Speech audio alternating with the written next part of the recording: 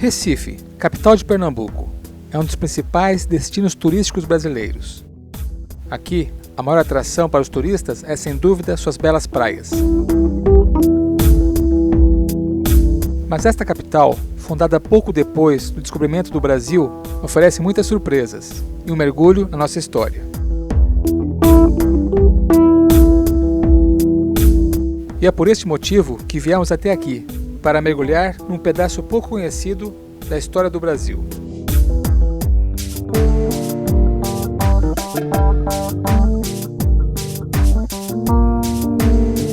Seguimos para o sul, em direção ao Resort Serrambi, um dos pontos mais procurados para mergulho e naufrágios na costa brasileira, para conhecer o naufrágio de um galeão português.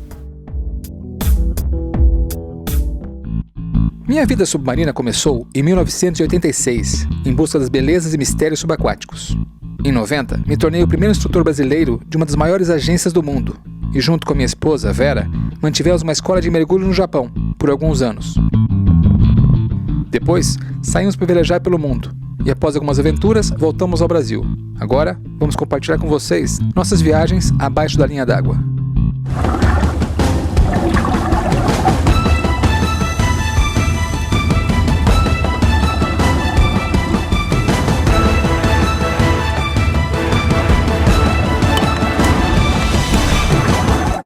O Resort Serrambi fica a 70 km ao sul de Recife, um dos mais belos cenários do litoral pernambucano. Para cá vêm turistas do mundo inteiro, em busca do sol e do mar, e do conforto oferecido. Vamos conversar com o Homero e descobrir como esse empreendimento foi concebido. Identificamos essa praia em 1973. Não tinha acesso. Para eu chegar aqui, eu andei 5 km a pé, nem estrada tinha.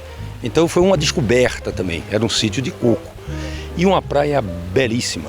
A praia de Serrambi, ela se caracteriza, é um pontal que avança muito para leste, talvez o ponto mais saliente de Pernambuco. Por isso suas águas são limpas praticamente o ano inteiro. E é um pontal com duas praias. Pelo lado esquerdo, totalmente protegido por recifes de corais, com dezenas e dezenas de piscinas naturais. E pelo lado direito, uma enseada tranquila, propícia à prática de todos os esportes náuticos a qualquer hora do dia. Então é realmente um ecossistema natural em que o homem se integra com uma facilidade muito grande, porque pode praticar todos os esportes náuticos. Ou seja, Deus fez então o principal e você fez o resto. E aí a gente cuidou com muito carinho, né? Até com gratidão por essa dádiva, para adequar, para fazer um equipamento bom, para fazer um hotel que receba bem, com uma boa alimentação, com um bom serviço. Porque não adianta estar numa praia maravilhosa, que é o mais importante, e não ter a retaguarda, a infraestrutura e os serviços importantes para que as pessoas desfrutem bem esse paraíso. O hotel se caracterizou por ser um hotel familiar. Foi até eleito por um site de opinião internacional americano como um dos 25 melhores hotéis de família do Brasil, o que deu a gente muito orgulho.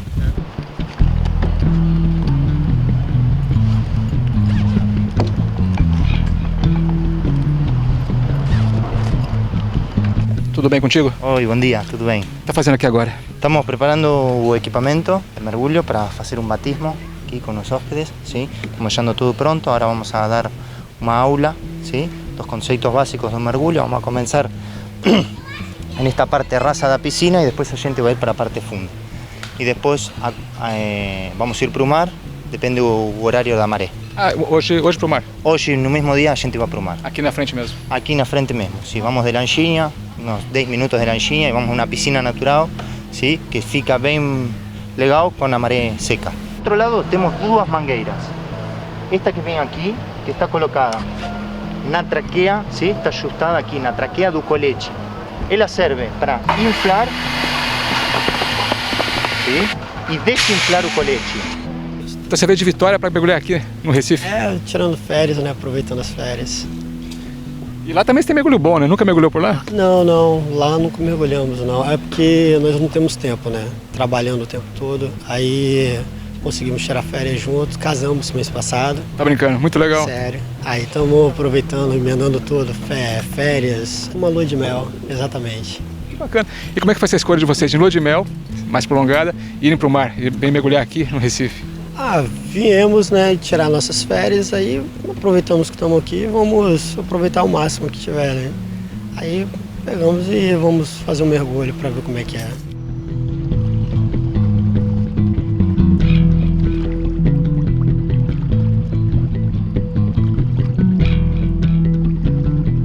Uma das principais atividades do Serrambi, junto com a Abissal, é proporcionar a seus hóspedes uma primeira experiência no mergulho. O Discovery Diving é um jeito muito fácil de se ter o primeiro contato com o esporte. Basta apenas algumas instruções teóricas e depois um treinamento com equipamentos na piscina, para estarem aptos a desvendar o fundo do mar.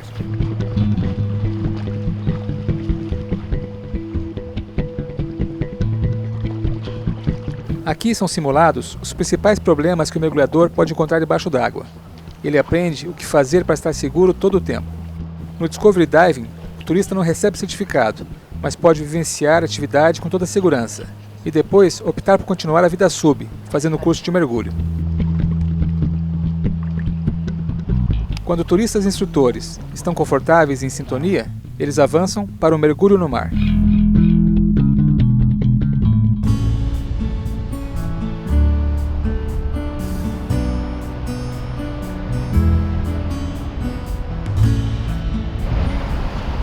Agora o pessoal do batismo fez na piscina e agora então cai no mar. A vantagem é isso, nesse resort é só andar um pouquinho na areia, tá ali a lancha parada e vamos ver as piscinas naturais aqui. Que a maré seca um pouquinho e formam umas piscinas que devem ser muito bonitas. Vamos conhecer.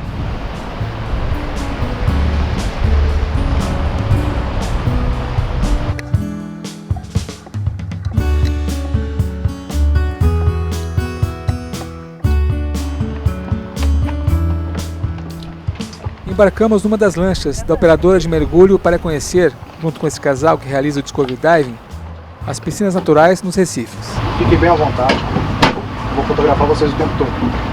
Eventualmente eu vou chamar vocês para se aproximar, fica aqui, né, espera um pouquinho para poder bater essas fotos de vocês. Assim que a gente retorna, eu descarrego as fotos no computador. O fotógrafo Max coordena com os turistas como será o mergulho. Após alguns minutos, já estávamos prontos para cair nas águas quentes e calmas em frente ao Serrambi. Então, tentamos cuidar o máximo os corais, ¿sí? O mesmo os peixes, todo. Eu sempre voy a estar falando ou fazendo sinais.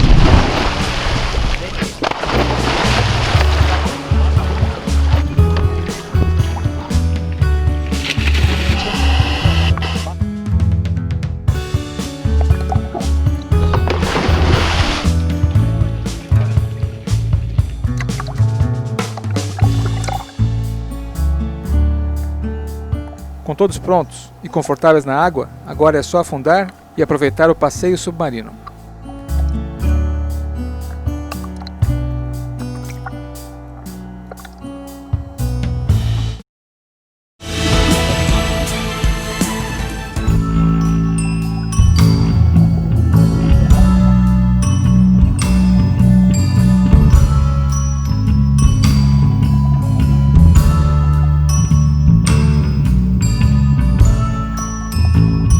Essas piscinas naturais são formadas na maré baixa, quando a água vai embora, formando esses lagos naturais, que mantêm dentro a vida marinha até a próxima maré cheia. Aqui a água é sempre limpa e é possível encontrar abundância de vida marinha.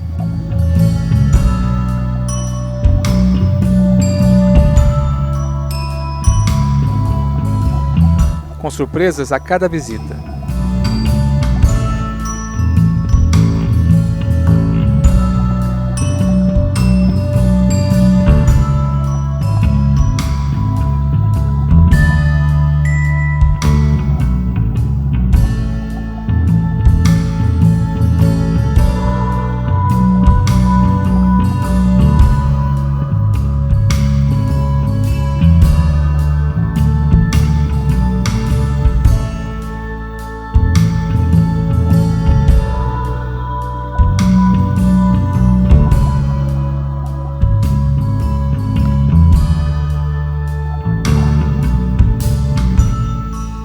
Os participantes do Discovery Diving estão bem tranquilos, apreciando a experiência de visitar o fundo do mar pela primeira vez.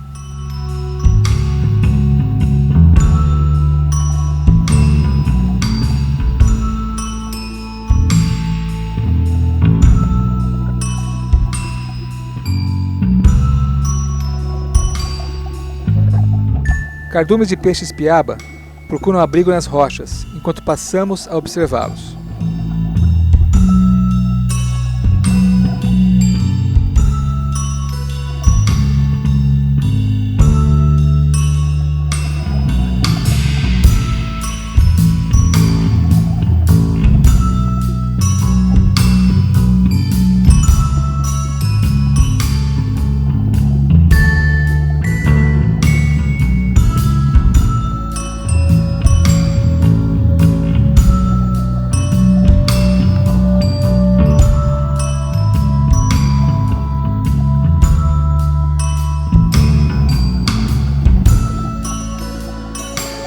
uma mututuca nada tranquilamente junto ao fundo, para espanto e alegria dos mergulhadores.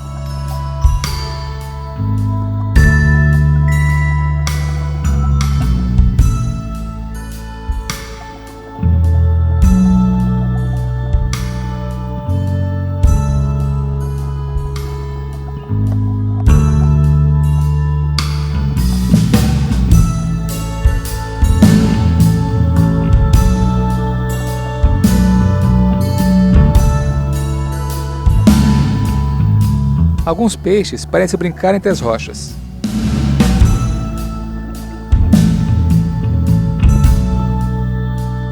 Logo acima, o coral acrescenta cores ao nosso passeio.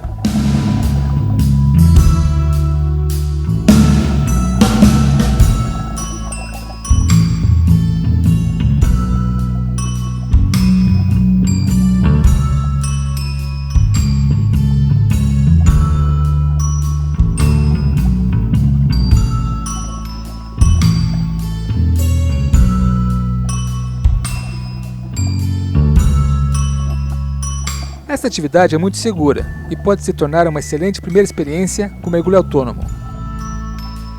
Em geral, quem faz o Discovery Diving e tem boa diversão na primeira vez, acaba fazendo o curso de mergulho autônomo.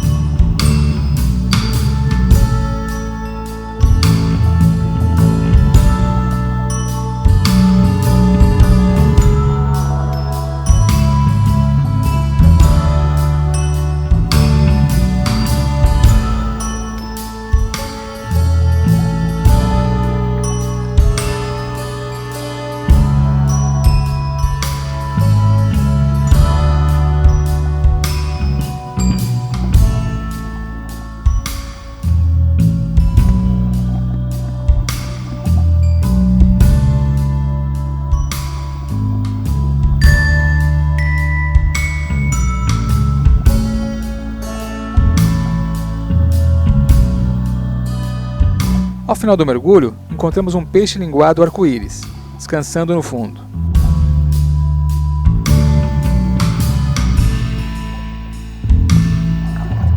Enfim, após quase uma hora passeando nessas águas mornas, é hora de voltar à superfície. Foi divertido, foi muito bom. Tem muito coral, peixe, é muito interessante. Uma cobra enorme lá embaixo, né? Isso, aprendeu a mergulhar rapidinho. Quando viu, como é que é o nome? Moreia. Quando viu a moreia, rapidinho começou a bater o pé. Ela tinha quantos? 2 metros de comprimento, Manuela? Tinha nada, super perfeitinho. 30, eu acho. Homero, como é que é a emoção? Conta pra mim, ter descoberto um naufrágio antigo. Primeiro, a satisfação, né? Registrar a satisfação de receber vocês aqui, fazendo esse registro que pra gente é muito importante. Obrigado. E a emoção de achar um naufrágio, eu acho que é o sonho, né? Como o Vera estava falando, em off, de todo mergulhador. Né?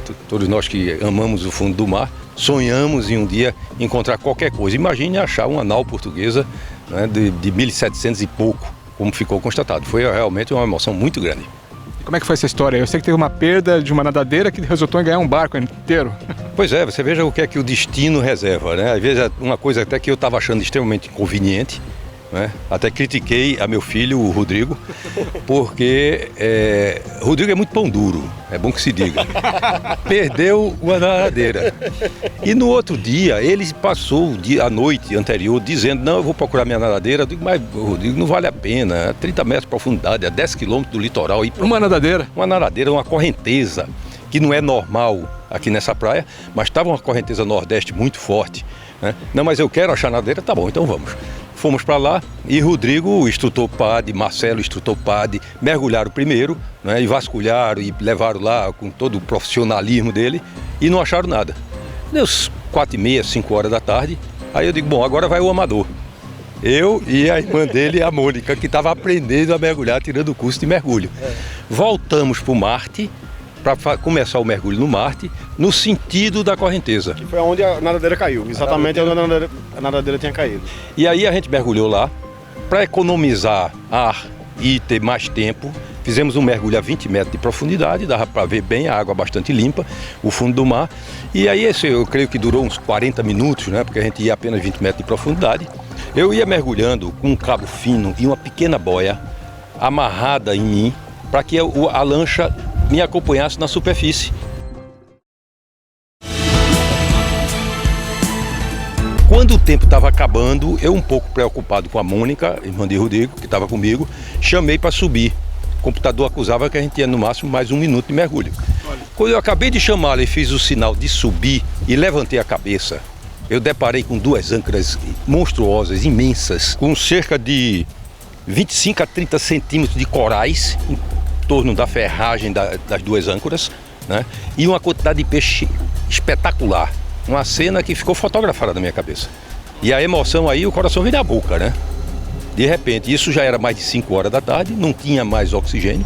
Nem tem mais luz. Não tinha mais luz, né? O tempo estava um pouco nublado. Só restou a gente chamar.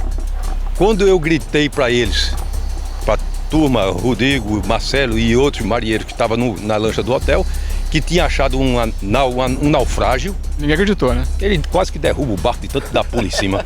É mesmo? Nossa, mas que emoção. Isso parece um roteiro de um cinema, né? Parece uma coisa escrita, feita, uma ficção. Feita uma ficção, né? Um enredo, né? Então você vê, né? Procurar uma nadadeira perdida, se encontrou um barco, como Vera falou, né? Um nau espetacular. E já foi datado, então, esse barco?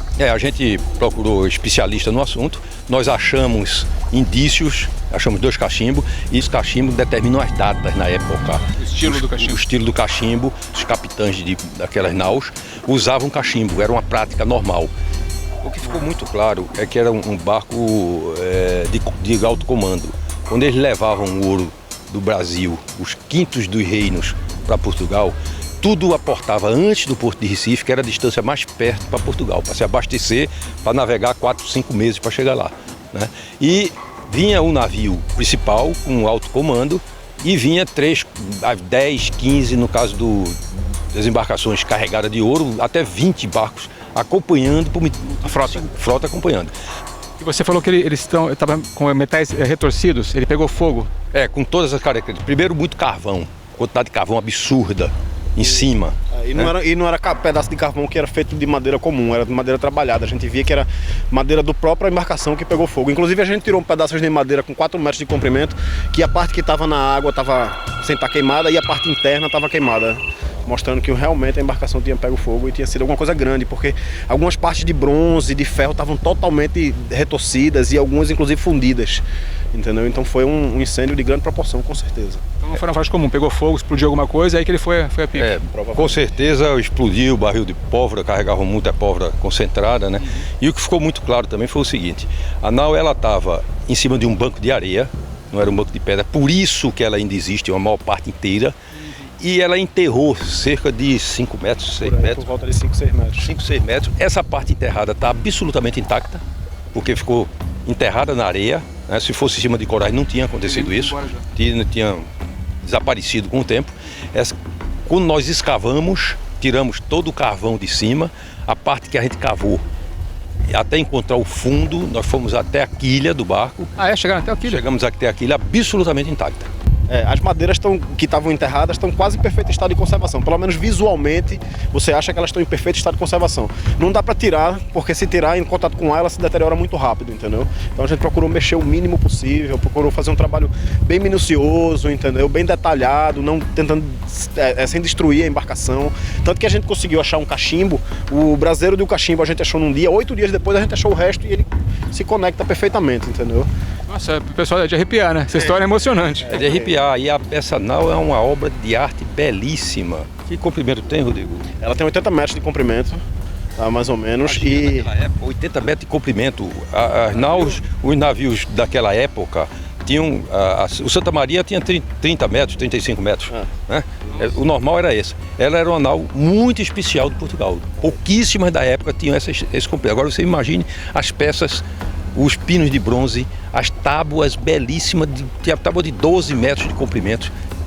realmente uma obra de arte. Uma obra de arte, sem dúvida. Uma A gente obra... deixa prego nele de 1,10 m de comprimento que entra na pancada, entra na força. Prego de bronze de 1,10 m de comprimento. Você imagina a força que é necessária para enfiar um prego desse numa madeira de lei. Entendeu? Então... Vocês têm então um museu aqui fantástico, talvez um dos mais interessantes do Brasil, na frente do hotel, do resort. A 10 km, bem de frente ao hotel. E o que impressiona, eu volto a dar ênfase a isso, é a perfeição com aquela dimensão. Você imagina que as braçadeiras dos mastros, né, os anéis, que no começo a gente não sabia nem o que era, os anéis que abraçavam o mastro para fazer as emendas, porque não poderia ser uma peça só com aquela altura toda, 1 metro de diâmetro. Então o mastro tinha na sua base 1 metro de diâmetro. O navio era de um dos maiores da época, de repente. Com certeza um dos maiores da época. E pelos adornos que a gente achou nele de bronze, também um dos mais requintados, era um navio de grande importância. A gente trabalhou com pouco tempo, né, mas com um historiador chamado Ulisses Pernambucano. Foi ele que datou mais ou menos o navio, primeira metade do século XVIII. Pelas peças que achou, a gente achou porcelana chinesa, canhão holandês, entendeu? Muito misturado, né? Porque os navios, quando paravam nos portos, eles pegavam peça de outras embarcações, entendeu? Então fica difícil de identificar a embarcação. A gente conseguiu identificar que era da primeira metade do século XVIII, mas a origem ainda não foi identificada. Ainda tem um trabalho continuando, tentando achar o nome desse barco? A gente pretende fazer um estudo minucioso, nos equiparmos devidamente para fazer um estudo mais minucioso sobre esse barco que realmente merece. A única peça, talvez a peça mais moderna que a gente encontrou lá, seria, não dá para chamar de rolamento, alguma coisa semelhante ao rolamento, extremamente grosseiro, tá certo? Que caracteriza ainda mais a data. Talvez umas primeiras tentativas de fazer um rolamento. Se existia alguma coisa moderna no barco todo, seria esse rolamento. Aliás, é uma coisa que acontece muito hoje em dia, né? Você tem um achado arqueológico e esse achado muda, revoluciona a ciência. Quer dizer, uma coisa que nem se imaginava que teria a bordo, de repente, pode dizer que naquela época, para toda a história, que existia essa tecnologia já disponível, por causa de um achado, né? Pois é, uma surpresa para a gente, né? E isso enriquece a arqueologia. Os historiadores, os estudiosos, como o Ulisses Pernambucano, por exemplo, né? Dá mais dados a eles, para eles ter mais fundamento para datar um achado.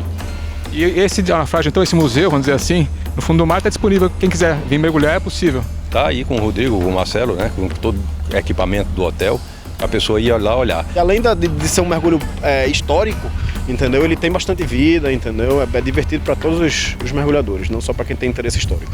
Agora o pessoal em casa está pensando, naufrágio, a gente sabe do Atocha na Flórida que tinha 6 milhões de dólares em esmeraldas, e esse aqui que vocês encontraram, além da história toda, que é muito interessante, é um tesouro naturalmente, mas quanto ouro se tiraram desse navio? A gente tinha muita vontade de achar alguma coisa, pelo menos para tirar um pouco da despesa, mas realmente assim, especial não achou nada. Agora vale, viu gente? Vale mesmo. Encontrar um negócio desse, independente de qualquer riqueza, é uma coisa inestimável pra gente. E fica o convite, né, pessoal? Ainda não foi achado ouro, né? Quem sabe não mergulha aí, o mergulhador que vem pra cá. Quem sabe não dá sorte, né? Aí se alguém achar, você reparte com ele? Com certeza. Vamos lá, vamos fazer uma tentativa, vamos ver sua sorte.